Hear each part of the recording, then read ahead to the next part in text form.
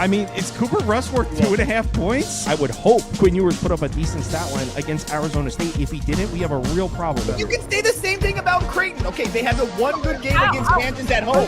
When Toast talks about the kicking market, it's like some earth is flat shit. Andy, true or false, this is going to be a dog walking. Dog walking. This is my dog walking of the day. I think it's going to be very ugly. Dog walking. I think this is going to be ugly. Hey, get the sauce.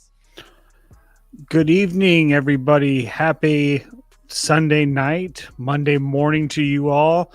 Obviously, it's me, Spoon, and TV Jones was sent the email 2 or 3 times, so sooner or later he will find it and join us this fine evening.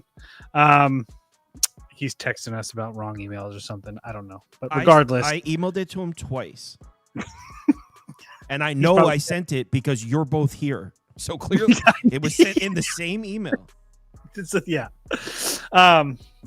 Anyway, fun NFL Sunday. The Cowboys win was huge because I bet them big with sauce. But the Brandon Aubrey not getting to 7.5 kicking points really hurt.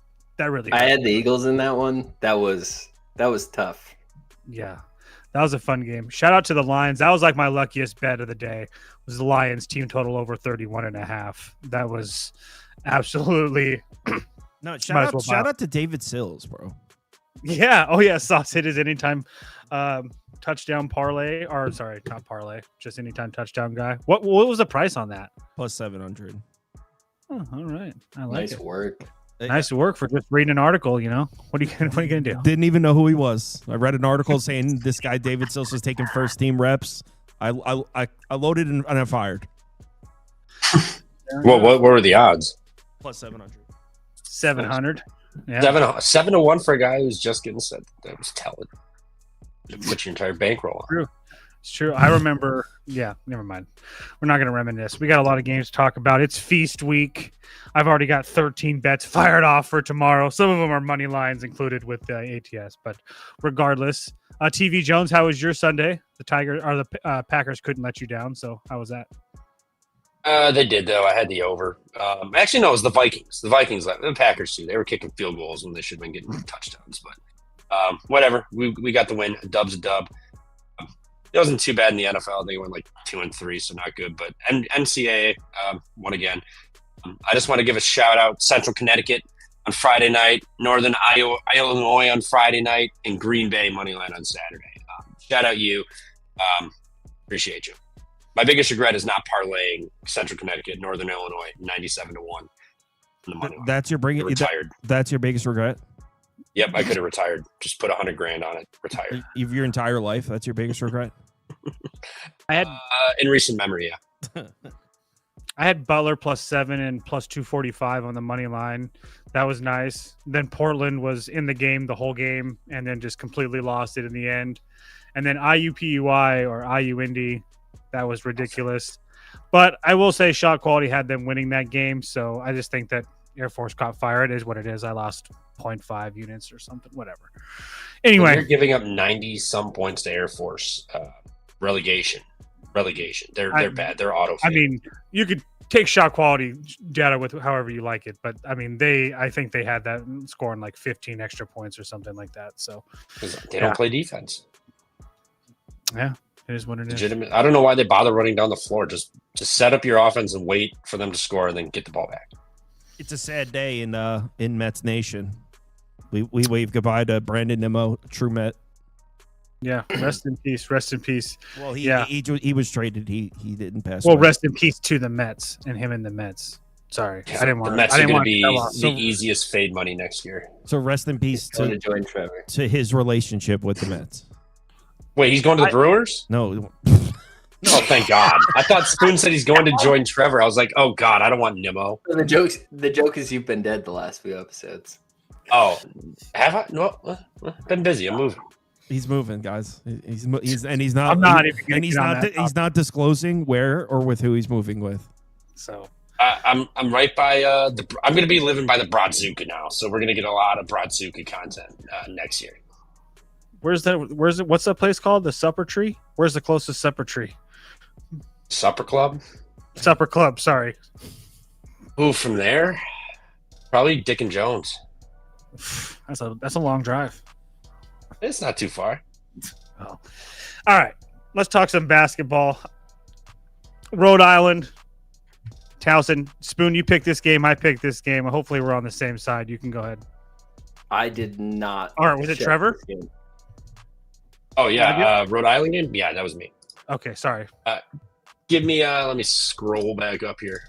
Let me get Rhode Island. This team is shooting 81.5% from the free throw line this year. They're grabbing offensive rebounds. They're not turning the ball over. The 3-point shot is a little suspect here, but Towson likes to play slow. They like to try to grind you out. They're shooting. They're second last in the country from three. They're shooting 67% from the line. They're not getting to the free throw line. They don't drive and draw contact. The turnovers aren't terrible, but they're not forcing turnovers. The rest of their defense is fine, but they just can't shoot free throws when it comes down to it, and they can't shoot the ball in general. Now we're going to a neutral court. Sight lines, feeling out the floor. It's going to be a bright and early tip-off. I like the first half under, and I like Rhode Island. I already bet Rhode Island money line on this one.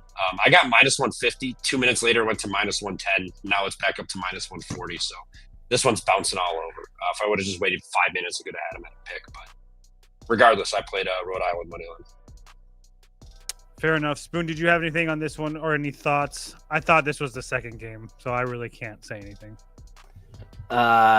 No, I kind of think this is just going to be a close game. I kind of like the +3 there, but no clear thoughts.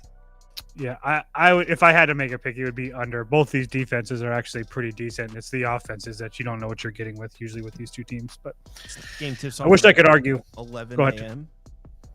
Yeah, it's feast week. 10 a.m., baby. Oh, yeah, get ready. Great. One of the best weeks, along with conference week. Conference. Yeah. Next game on the board, Troy, Toledo. You're on this one too, Spoon, right? Everybody's on this game? Yep. Everybody check the box. Okay, Spoon, you can kick it off. What do you got? Yeah. So this is a homer pick. I've seen Toledo play 3 times in person this year. I'm going to be on the Rockets +4.5, minus 110. I think this is a team that's headed in the right direction. They dropped their first 2 games of the season at home. Since then, they changed who their starting point guard is. They brought in a freshman that had been playing really well off the bench and went on the road, played great at Wright State, came back home, beat Detroit Mercy, and then in their last game at home versus Youngstown State, they really blew them out. And that team kind of starting to click on all cylinders at a good time when they go to see Troy, a team that's played great this season. Opened the season up at Kent State, beat them in overtime 103-97, went into Furman, beat them 64-61. 2 road games versus good mid-major competition, beat them both. Then they struggled a little bit with Loyola Marymount, Seton when they had to go on the road out to the West Coast, but then they beat San Diego State, a really good team, in double overtime, and they took USC to triple overtime. They lost that game. Coming off that, 2 double overtime games in a row. I just think this is a letdown spot. You come in here to MTE versus Toledo. I think this Toledo team's heading in the right direction, and I think Troy looked great at the beginning of the season, but there's still a lot of question marks with this team. They lost 60% of their offense last year between Riggins and the starting point guard there. So I just think this is a hard spot for Troy to come in here. I like Toledo with the points. I think the money line's live, but 4.5 is going to be very live at the end of this game. I think this is a 1-possession game. TV Jones, your thoughts? Yeah, no, everything he said. Troy, props to them. They played 25 minutes of overtime basketball since Tuesday. So this will be, they're going from, San Diego, then they went to Southern California. Now they're flying, I believe this is Florida, Fort Myers. Yeah, they're flying this is getting played at FGCU. So they're flying across the country, and then they're playing this game. They've got a lot of wear and tear, a lot of time on the floor, and then some max effort games. Should have beaten USC, but that crazy shot, and then San Diego State. Like, this is just a lot of traveling, a lot of high energy max effort games. Now you're going to go play at 10 a.m. I think it's just an absolute sleepy spot for Toledo. I got +4. I see 2.5 now. I also Circa just moved this to 2. as we speak. Yeah, it's getting crushed. So Oh, if he so wants Toledo, you probably go get it now. So this 5 is not available. That's on the screen. No. Well, you can if you want to pay like. Oh my God! Did this just move, or did I mess up with the It graphic? had to have because No, they heard me it's talking moving. about Toledo's point guard, and they said no. They know about Blevin, and You guys are not Leroy's kidding. going to go off. This was at 5. I'm looking at it right now on Pinnacle. This was at 5 at 11:57 p.m. So literally just a few minutes ago was at 5. Wow. Getting crushed. Yeah, I have 4.5 and 184 on the money line. Everything that these guys said is 100%. Obviously, I agree with. The only thing that's different is I have these two essentially rated the same defensively. I think Toledo's a much better offensive team. I don't even think it's really close. So maybe Troy gets a little bit of an advantage on the boards, but I think we're getting an even team, or I think we're getting even teams here defensively with the Toledo team that's by far a much better team. I think as a whole, but especially offensively as well. So yeah, I couldn't pass up that price. Next game on the board. This has Trevor written all over it. Rutgers, Tennessee. Take it away, TV Jones. Yeah, Rutgers is about to get crushed tomorrow. This is brutal. Tennessee is going to put them in a stranglehold. They're going to suffocate them. Just choke them out. This is going to be rough for Rutgers. I took Tennessee. I'm going to take Tennessee minus 15. I might dabble a little bit on Rutgers. Team total under. You got it's an early tip off. It's at a neutral. Rutgers just lost to Central Connecticut. They're going to be leaving home for the first time. Tennessee is leaving home for the first time too, but defense travels. Rutgers doesn't even have an offense, and their defense is a joke. They're playing Rider, Maine, Lehigh, American, and then Central Connecticut. They also lost by 13 to Central Connecticut. Yes, you could argue, they're going to get up off the mat. Pikel's going to have them ready. No, they're not. This team is dead. Give me Tennessee minus 15, and I would probably dabble on Rutgers. I'm sorry, Rutgers team total under. Whatever it is, I don't care. It's going to be awful. It's going to be an awful game to watch, but I'm going to love every second of this. Scarlet Knights are live. Spoon, do you have any retorts to that? Yeah, Scarlet Knights are live. I have no part of this game that I'm very interested in at all. But I have nothing. It would be under for me. Anything, preferably a first half under. I don't think those lines just came out yet. I think it's. I agree with Trevor that I think that Tennessee could probably suffocate this team. But my only issue is like he also mentioned that both these teams are leaving home for the first time. They're traveling across the country to Las Vegas. Not to mention the fact that neither one of these teams have played anybody. Tennessee strength of schedule 351, Rutgers 363. It's just really hard for me to lay 15 points with a Tennessee team on a neutral right now. I 100% agree they're the much better team, but not on an early tip, not across the country. It would only be under for me. Watch out for this New Jersey squad. Bunch of pit bulls. Bunch of pit bulls. Yeah, and Chihuahuas. Liberty, Vermont. Oh, dude. Who picked this one? Spoon, he's a Vermont fan. Oh, that's right. My bad. I get him. I have Spoon as a Toledo fan in my head. I don't think that he's like both. It's both. Okay, cool. Perfect. That makes me feel a little bit better then. Okay, take it away. So I went back and forth with this. I was watching this number open. I saw 8.5 come out, and I was kind of hoping we might be able to get double digits with Vermont. And just watching line movement originally, it looks like this number's coming down. I see some 7.5s popping up. So I quickly hopped on the Vermont plus 8.5 minus 110. Liberty is a good mid-major school. Right now, they played 2 games against D1 competition on November 7th and November 9th, and they haven't played a game since then. And that's quite a little layoff. And the only competition they've seen is D3 competition. I think Vermont's going to pose a challenge for them. This is a team that shoots the ball really well from 3. Defensively, pretty sound team. I think this is a Liberty team that is ranked 365th in the country in average height. They're giving up height at the point guard position, the shooting guard position, the center position, and shooting or small forward. So I think Vermont has a lot of ways to stay in this game.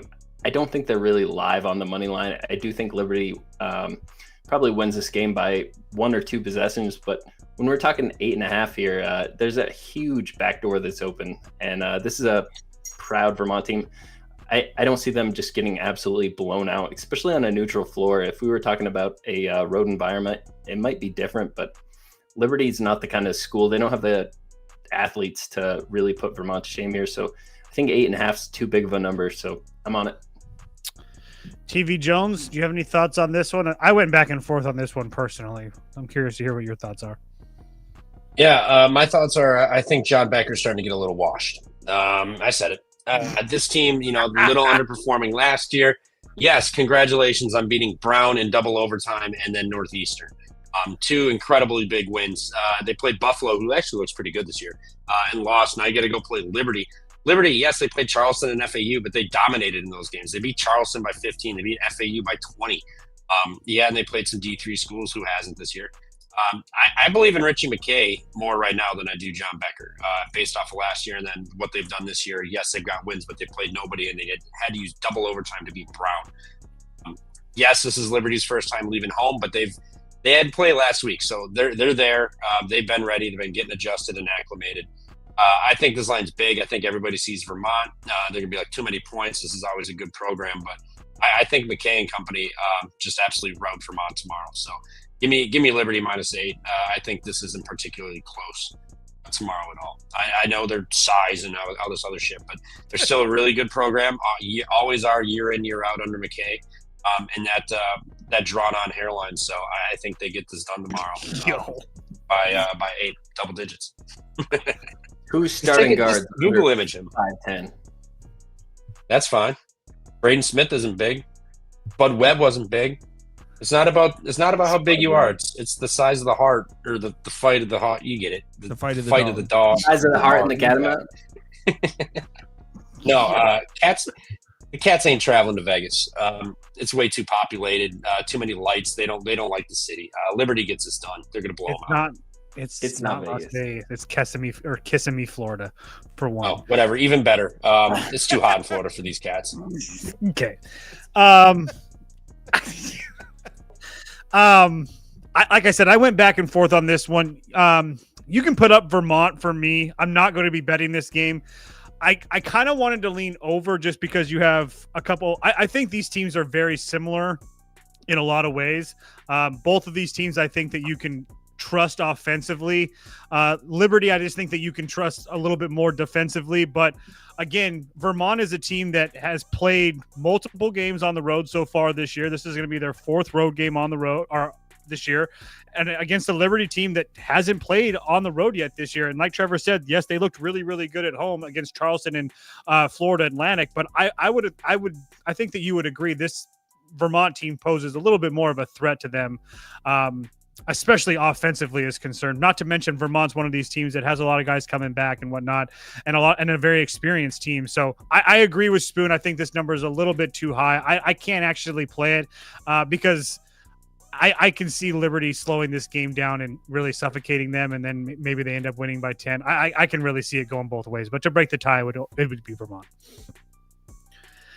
Next game on the board, Creighton and Baylor. Oh, this is a cool one. This is a really fun one. This is in Las Vegas. I know I clicked this game. I know Spoon clicked this game.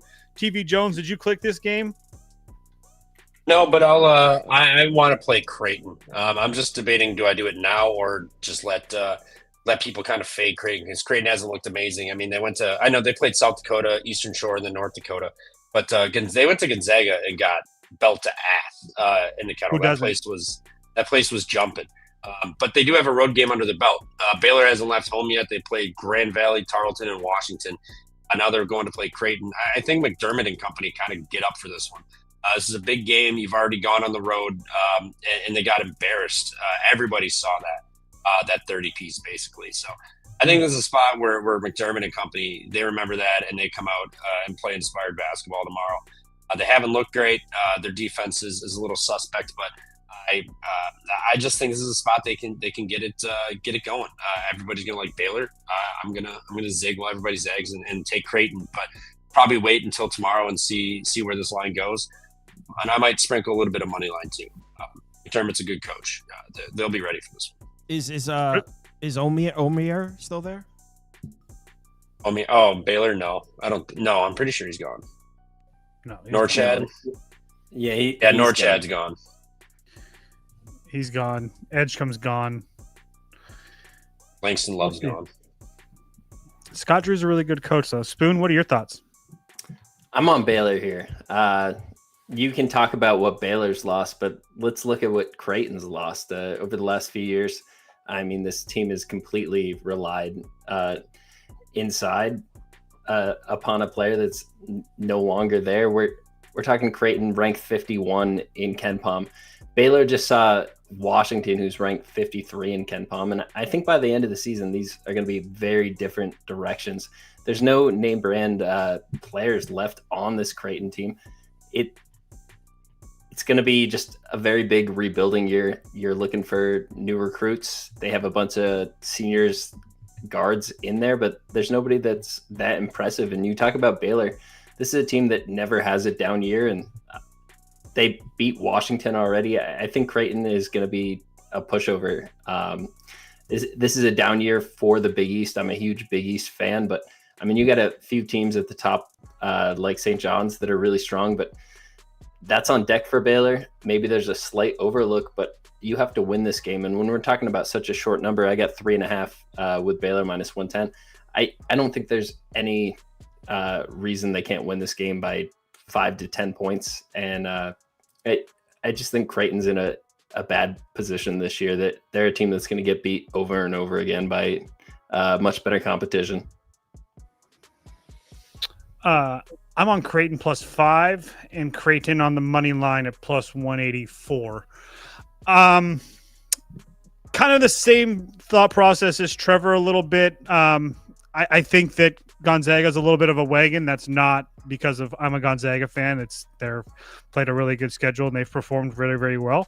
So I don't really knock Creighton for that. I do give them a little bit of credit for traveling to the West Coast already. That definitely helps, especially an East Coast team like that. But for me, I more or less have these two teams very, very closely ranked, if not essentially the same type of team. I will give Baylor a little bit of rating offensively, a little bit higher rating offensively, but I think Creighton is a much, much better defensive team. And I think that Creighton's going to be able to slow this pace down a little bit.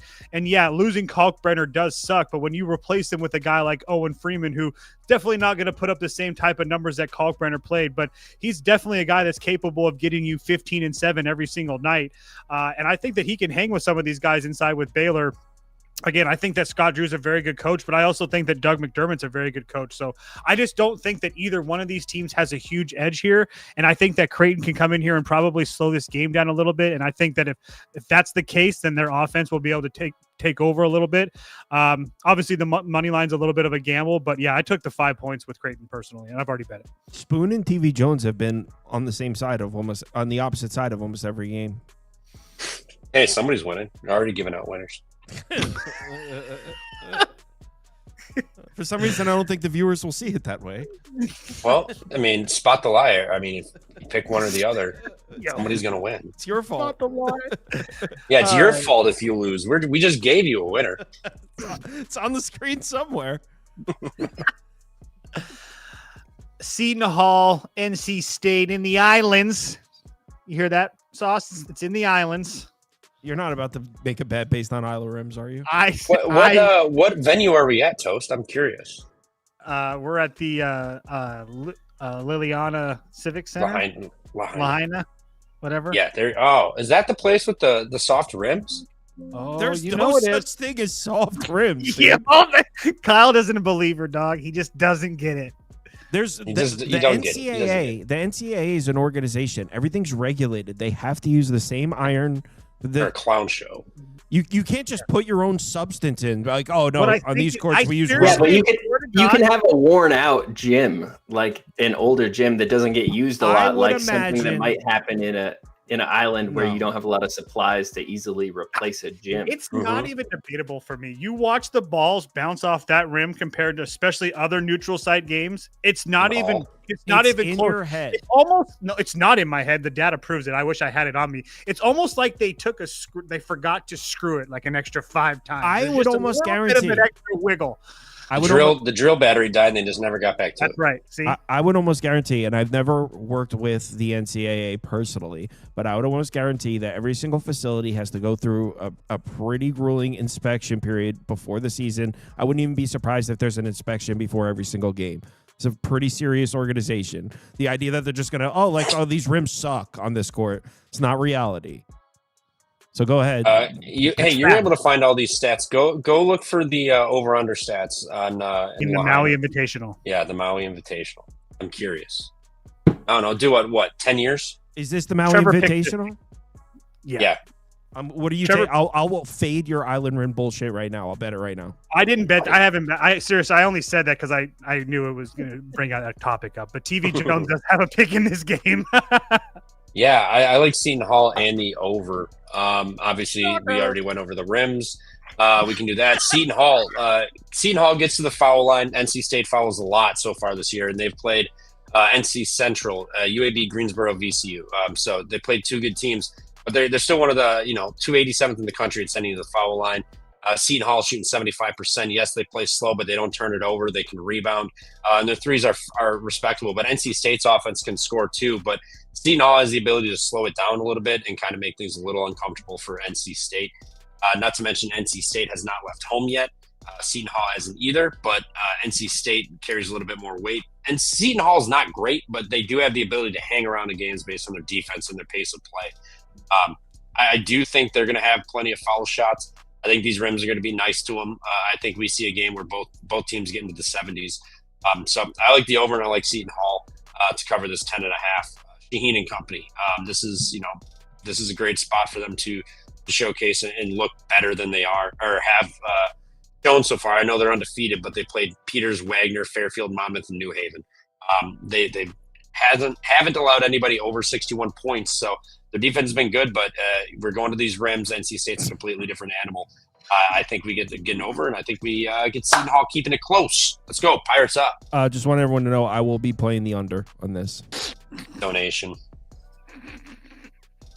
He put himself on screen and he was waiting to do it. I just wanted to put a face like I'm here. It's really me, and I'm betting the under.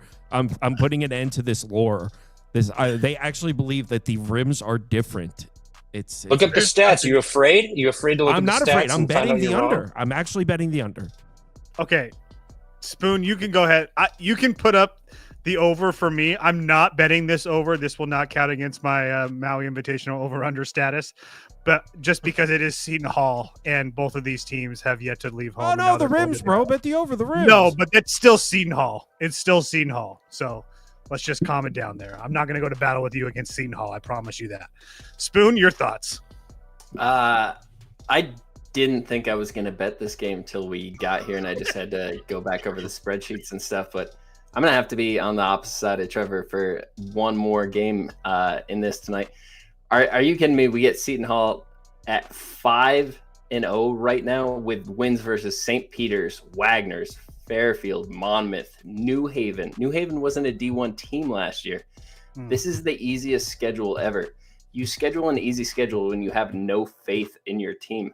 They are now facing NC State, who don't normally think of as a great team, but they have a new coach. Will Wade is in the building for this team. I think this team has way better athletes, point guard, shooting guard, small, every position on the floor there have more size. Bud Clark, great point guard. Defensively, he lacked a lot. They hid that in the zone there at Mary Mark. I think that's going to get exposed with NC State. You have much better athletes.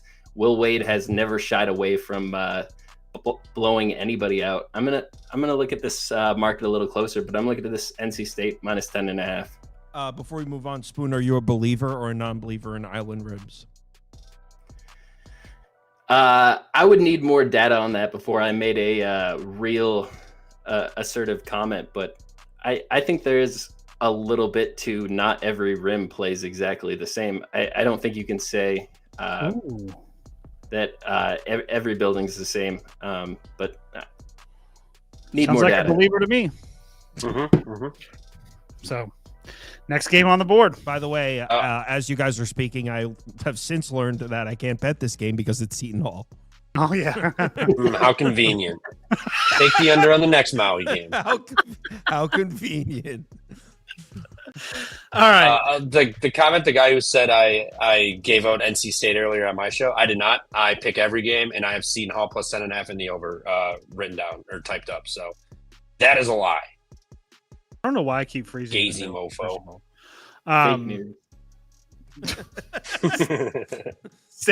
St.Johns, Iowa State. Spoon, I know you have a pick in this game as well. So do I. Take it away. This is a great game early in this season. We get a lot of these with these matchups here right now. I think Iowa State has a chance to be an Elite Eight Final Four team, and I think St. John's has the same ability. I think right now Iowa State is a little bit of ahead of St. John's. We saw it in that first matchup in New York versus Alabama for St. John's. They lost 103-96. Nate Oates runs a really quick pace, tough offense to deal with, especially if you're St. John's, a team that kind of struggles to score a little bit.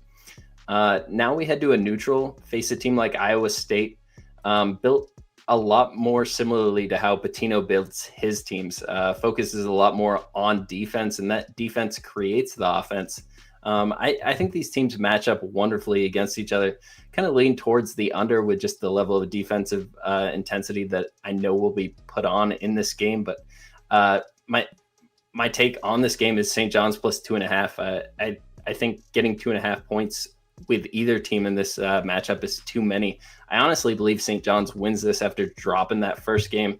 The only team Iowa State's really played so far is Mississippi State. They absolutely handled them on a neutral, but I think St. John's is going to be a really tough game. The only thing I kind of look at is on deck, Iowa State has Creighton, which isn't much of a game this year, and St. John's has to play Baylor, which will be much tougher, but I think this is going to be a spot that Pitino really circles, and we can't lose two big games in a row. TV Jones, what are your thoughts? Yeah, I thought this was Iowa State plus 2. I must have looked at the line wrong earlier, but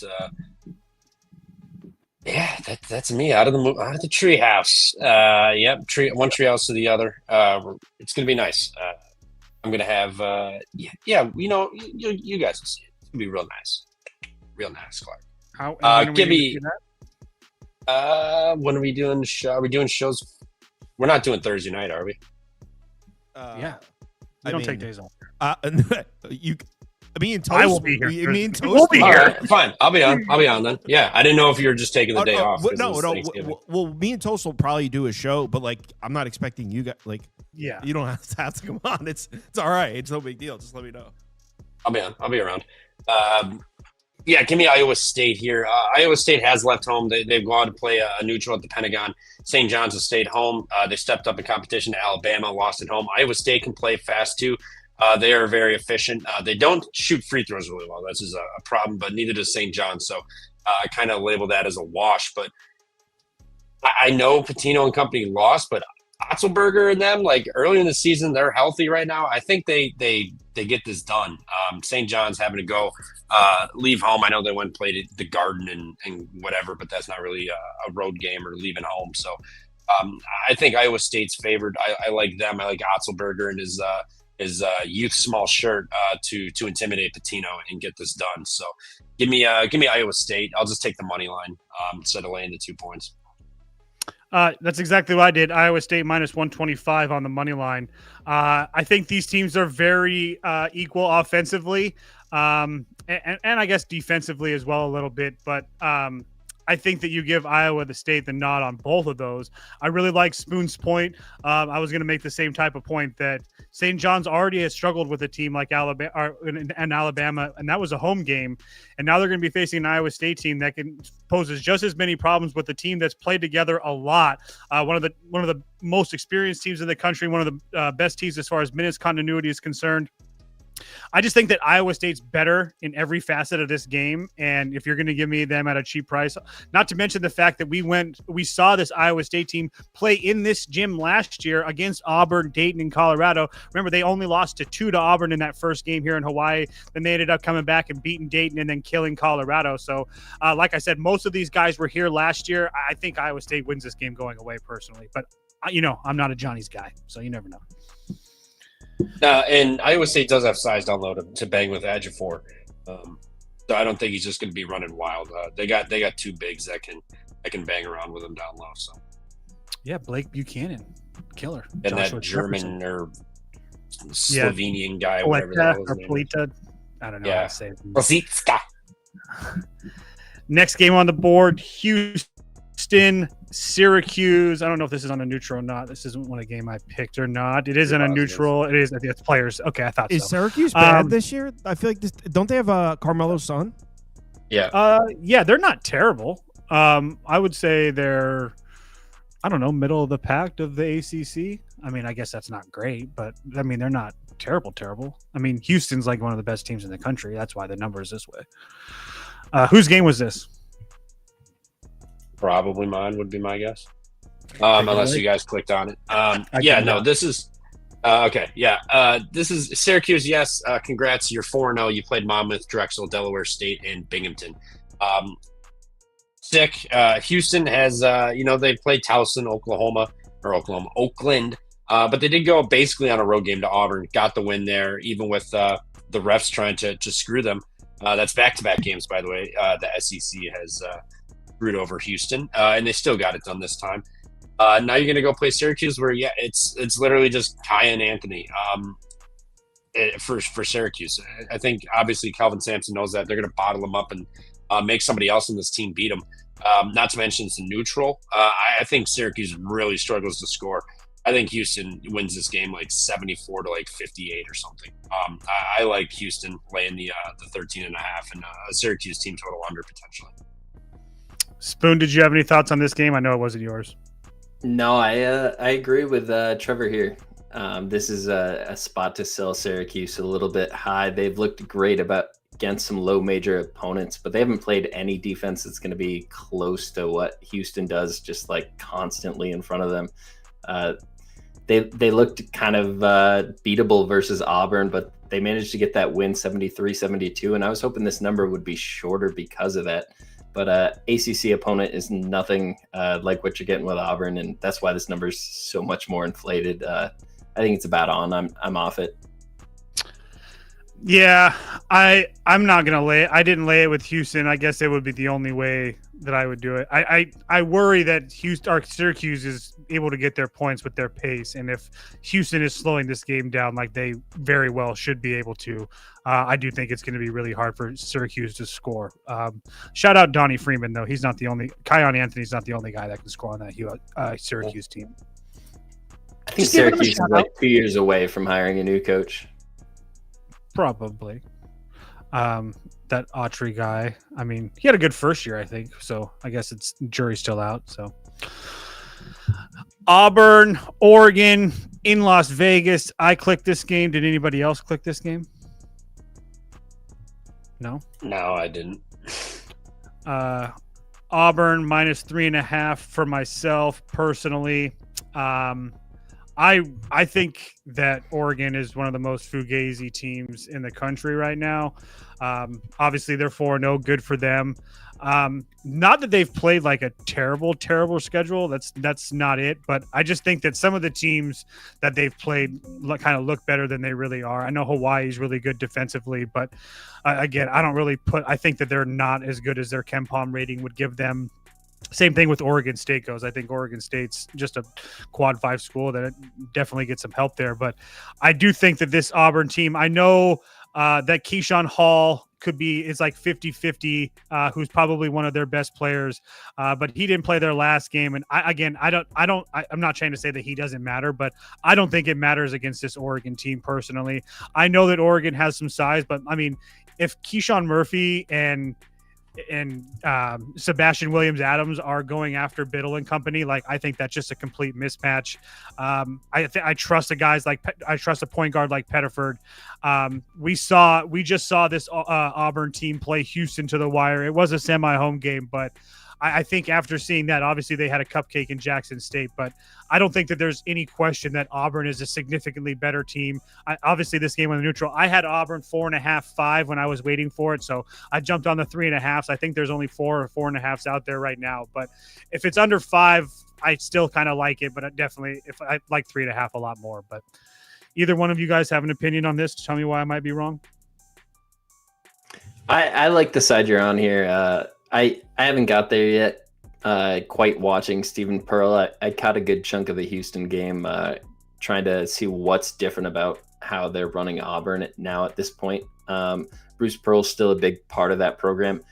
I think this is a spot where Oregon is just overmatched with athletes. I do think Auburn wins. I don't like laying any points in this game, though.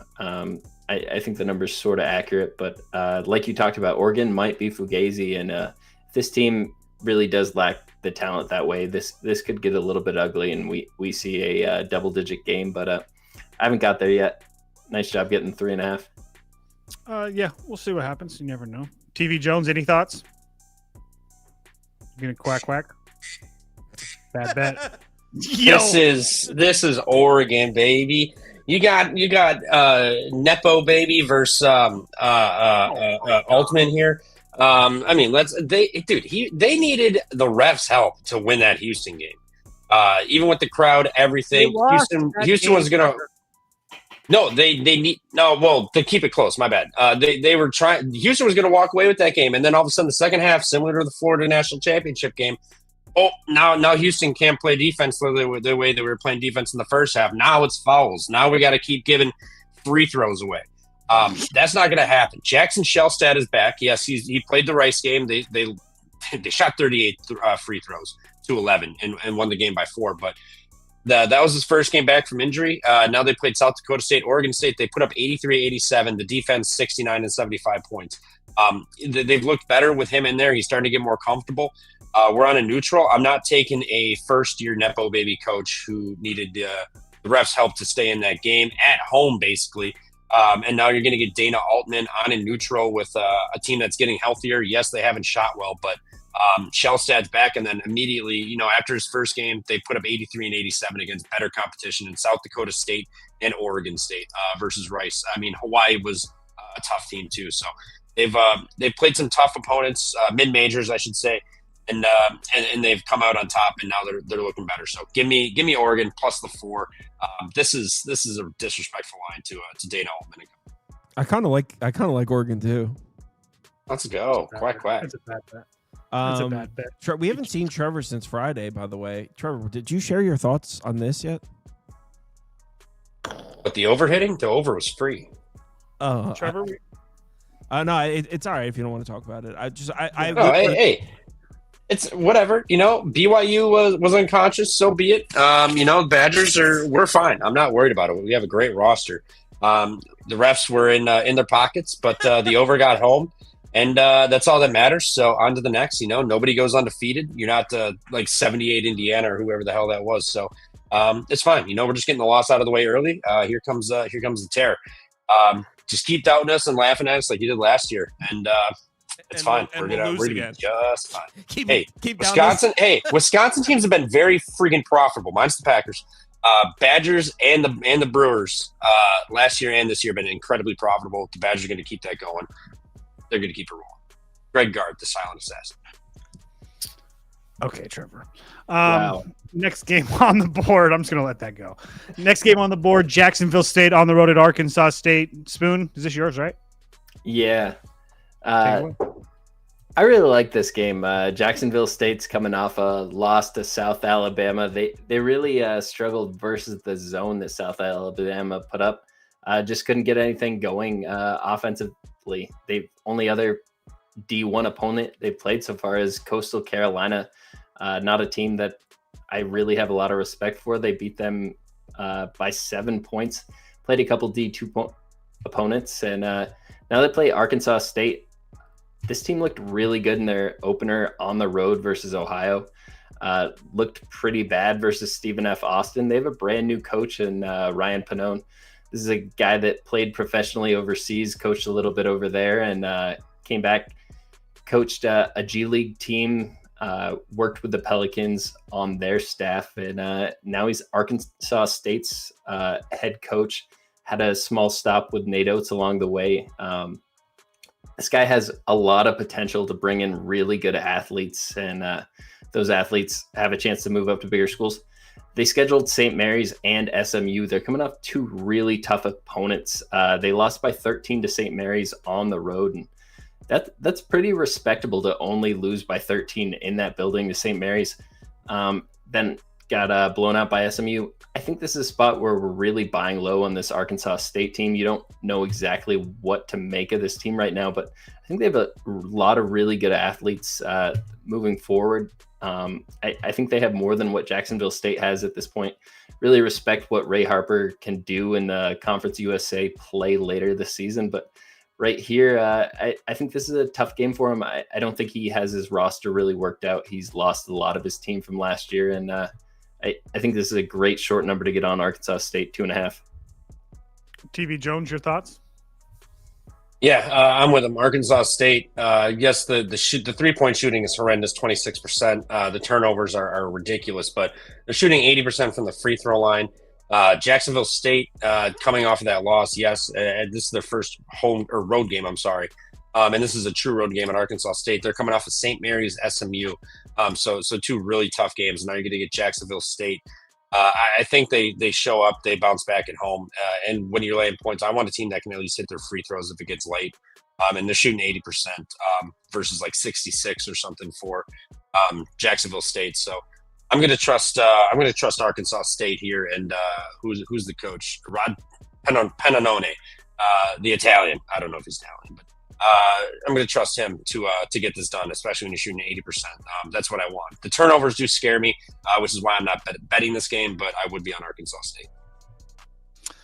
I have no real thoughts. Arkansas State's played like 5 games against D1 opponents. Jacksonville State's only played 2. It's kind of fishy to me. We'll just move along. FAU, LMU. Not UNLV, my bad. FAU, LMU. Who picked this one? I did. This is a spot that you're going across the country to play if you're LMU. FAU, obviously a Florida Atlantic school, doesn't have as much travel here. But I think Loyola Marymount is a much better team at this point in the season. I think they have one of the better West Coast rosters right now. They played some really tough competition. They've looked good in every single game. I think we're getting a number that's built with a home court bias for FAU here. I took the LMU plus 3.5.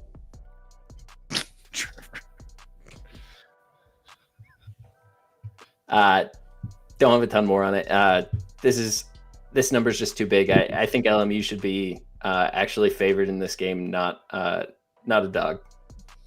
I could not agree more. This number made absolutely no sense to me. It was one of the next bets I was going to add to the website. This is like an East Coast, West Coast. I don't know if this is a bias thing or what, but Loyola's looked very, very good. Keep in mind that Troy team that everybody's in love with over the last couple of weeks, they handled Troy. That game was at home, so be it. But I think that they're head and shoulders better than this Florida Atlantic team.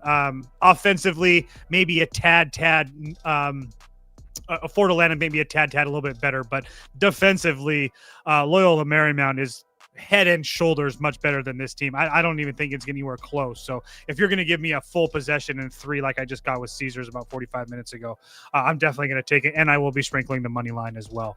TV Jones, are we sweeping? Hell no. I'm not taking a team who shoots 56% from the free throw line and is flying across the country. FAU beat Boston College. They beat Charleston and Pacific. You know, nothing incredible, but they've still gotten wins over decent mid-majors. Liberty, they lost by 20. They got smoked. First road game. So the one now time they you- stepped up in class. Got it. It was a road game. Now you got LMU. Yes, they've won, but you're hitting a neutral. You like to play incredibly slow, and we have a 151 total. They're not getting their style of game. This is going to be an FAU game, and FAU can shoot free throws. LMU cannot. They're, like I said, 56%. That is dead last in the country. Give me Owls. Who are winning tomorrow? FAU -3. Lock it. It's just a bad bet. Anyway, Here we go. We'll find out. here we go. Are you betting that, Jeff? Yeah, just bet it. Oh my god. I'm definitely betting LMU money line. Be my guest. Hold on, let me write this down on my notepad. TV Jones fade. Got it. All right. So far the bet I like is Oregon. Donation. I like Oregon so far, but I can be nice. talked onto a side, and this is the game of the night right here. This is the game of the night. Obviously, you guys know I'm betting this, but would one of you guys like to take it away to go first? Because I'm such a homer, everybody thinks. Sure, I'll do it. I'll just go over. It's Gonzaga, FAU, Alabama. Both these teams are going to run some more. Both can shoot. Gonzaga not great at getting to the free throw line, but they haven't really needed to this year so far. But they can shoot. Alabama, they're really young. They like to play fast. They're more of an offensive driven team. I like Alabama. I like Alabama to score, but I also like Gonzaga to score over 173. I get it's a neutral, but both these teams play incredibly fast. They're very efficient. I'm going to take the over, but if I had to pick a side, it would be Gonzaga. Laying the 3, I just trust them more from what I've seen over Alabama. But Alabama's played some tough games. I mean, they played Purdue, St.Johns, and Illinois, so they're definitely battle tested. Going 2-1 in those, but now it's a neutral. I'm going to trust Gonzaga here, but I like points to be had in this one. I think both of them get to 85 plus in this one. Spoon, your thoughts? Yeah, I agree with the pace in this game. Alabama, Nate Oates plays one of the highest paces in the country, and that's the same thing that's been true with Mark Few for a very long time. And that pace has slowed down a little bit as they've begun to focus more on defense on those teams the last 4 years as they get better athletes that are more capable of really locking down these like SEC type opponents. And in past years, I think this number would have been too big with Gonzaga, but I think this is just a Alabama team everybody's buying pretty high on after watching them beat St. John's and Illinois. They had that one loss versus Purdue, but this isn't a spot I'm necessarily interested in getting involved with, but I do think Gonzaga wins this game. Well, I'm quite interested in getting involved in this game. So 3 bets, Alabama plus the 4, Alabama on the money line plus 158, over 172.5. The Purdue game, Alabama lost after the huge St. John's win. That makes sense. They come out, they go back on the road in a semi-away game in a hostile environment against Illinois, and they pick up another win. The common denominator between the 2 wins and the 1 loss is what? Possessions. 69 possessions in this Purdue game, 84 possessions in the St. John game, 79 possessions in the Illinois game. They're not going to play. The chances of them playing a 69 or 70 possession game with Gonzaga here is, I think, asinine personally. And if that's the case, I think that Alabama has a huge advantage here. First and foremost, Alabama can shoot the 3 ball, and I trust them shooting the 3 ball. I know that Gonzaga doesn't have bad numbers shooting the free ball right now, but that's just not a team that I trust at all making shots on a neutral from deep. That's first and foremost. I 100% trust Alabama to make their shots. Second of all, I think that Alabama, with the way that their ability to run the pick and rolls with Sherrill and Bull and Allen and Williamson, and you could put Mallet in that. I think they're going to be able to put guys like Braden Huff and Graham Ike and Tyrone Grant Foster in a blender. And I think they're going to get into some foul trouble. I really do. I honestly made this game Alabama -1. I've had a lot of success betting Alabama this year. I had them against St. John's, faded them versus Purdue, had them against Illinois, and I'm taking them here tonight. I truly think that Alabama is the better team.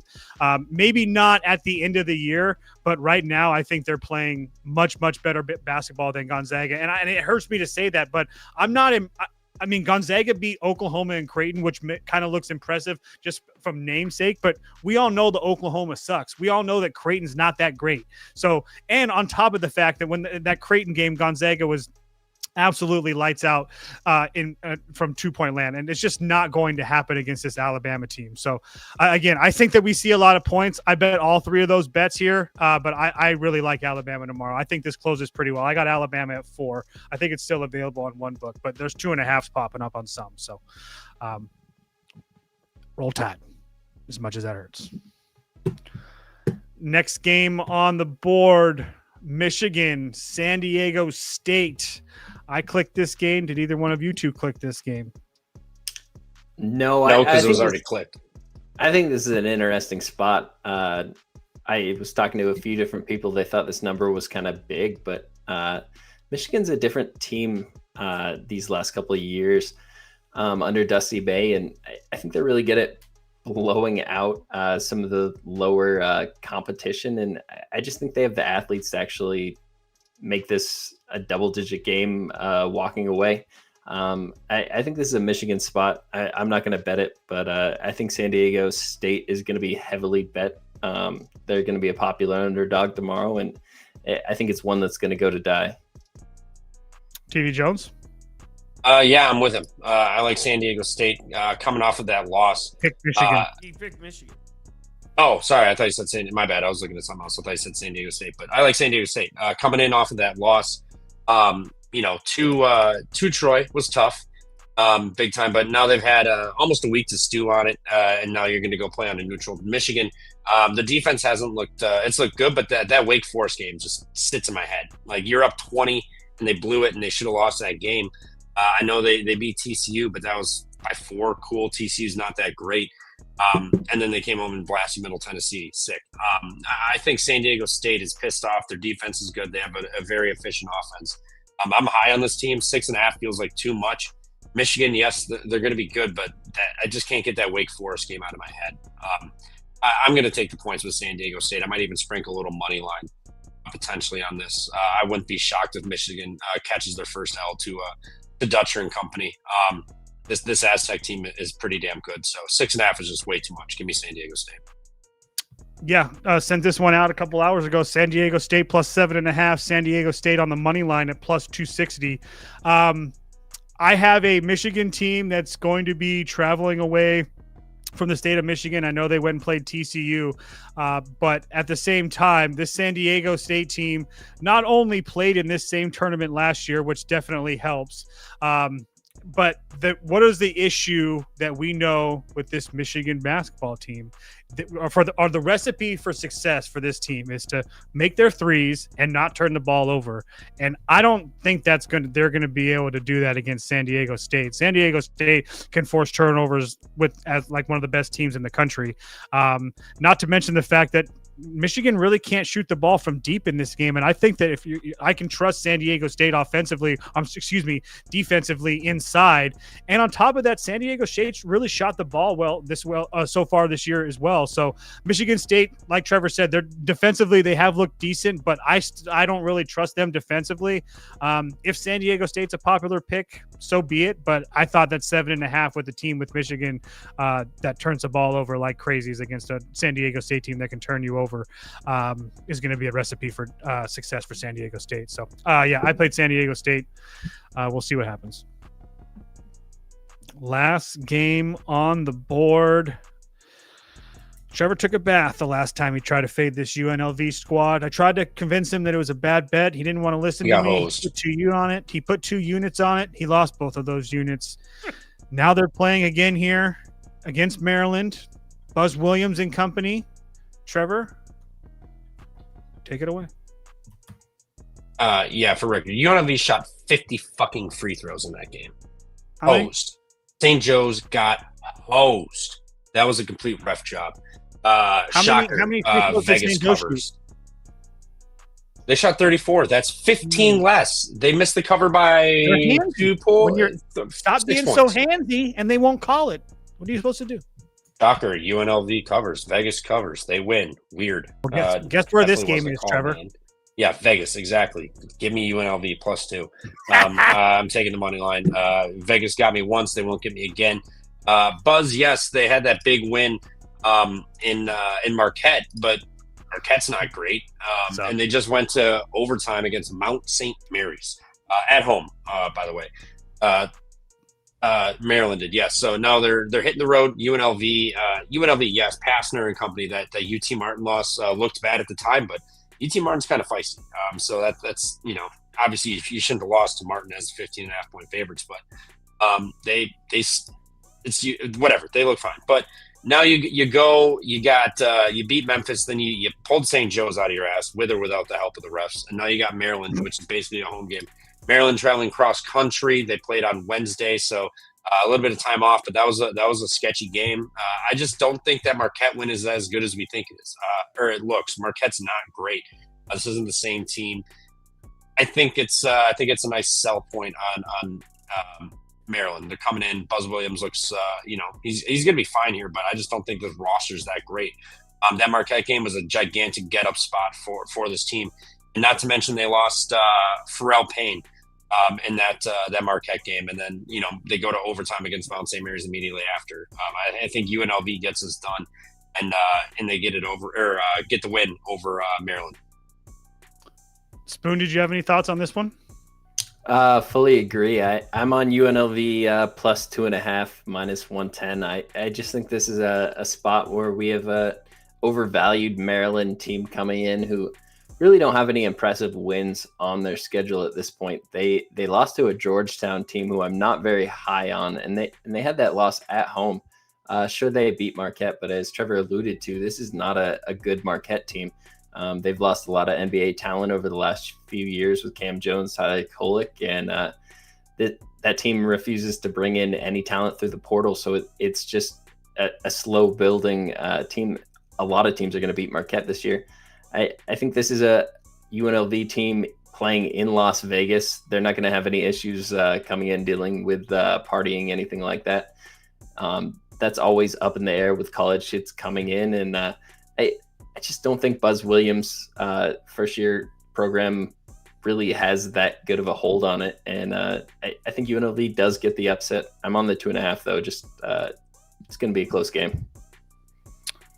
Could not agree more. UNLV +2.5. UNLV on the money line +120.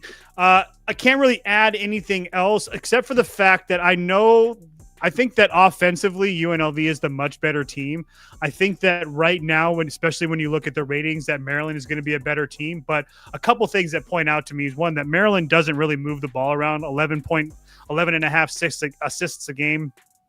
UNLV moves the ball like one of the best teams in the country, almost 18 assists per game. And I think that that's going to matter, because I think the huge advantage for Maryland would be, if there is one, is defensively. But I think that you can take this UNLV roster and make sure that you can assume that they're going to get continually better, because Pastor has shown over and over his course at Georgia Tech, and at Memphis, his defense is just really, really good. They're 167 in KenPom last year. His last year at Georgia Tech, they were 149, which was by far his worst. But previous to that, 110, 68, 16, 43, 61, 6, 47, 61, 50, 17, 17. That's going back to all the way to 2012. So he's consistently had essentially a top 25 defense wherever he has gone. I think this UNLV team is criminally underrated. I think they're going to continue to get better defensively. Offensively, they've been just fine so far this year.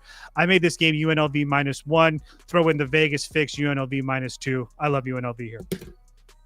Maryland also has Gonzaga on deck. I mean, this is a great winnable game for UNLV that you can count at the end of the season.